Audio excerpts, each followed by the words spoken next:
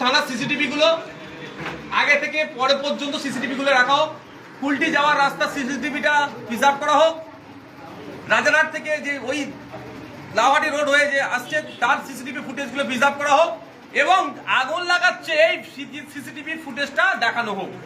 তাহলে দেখলে দেখা যাবে তৃণমূল কংগ্রেস বা পুলিশের একটা অংশ হয়তো এতে জড়িয়ে আছে, তা পরিকল্পিতভাবে পুলিশের একটা অংশ এবং তৃণমূল কংগ্রেসের নেতারা আইএসএফ কে বদনাম করার জন্য, আইএসএফ কে দুর্বল করার জন্য, আইএসএফ এর নেতাদেরকে নামে মিথ্যা মামলা দেওয়ার জন্য ঘটনা ঘটিয়েছে।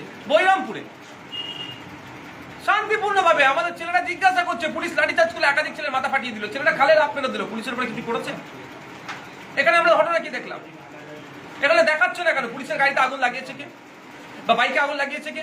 আমাদের কাছে ভিডিও ফুটেজ আছে, আমরা তো কোর্টে নিয়ে যাবো, আমরা কি ছেড়ে দেবো ভাবছেন নাকি? সব কাগজ রেডি হচ্ছে।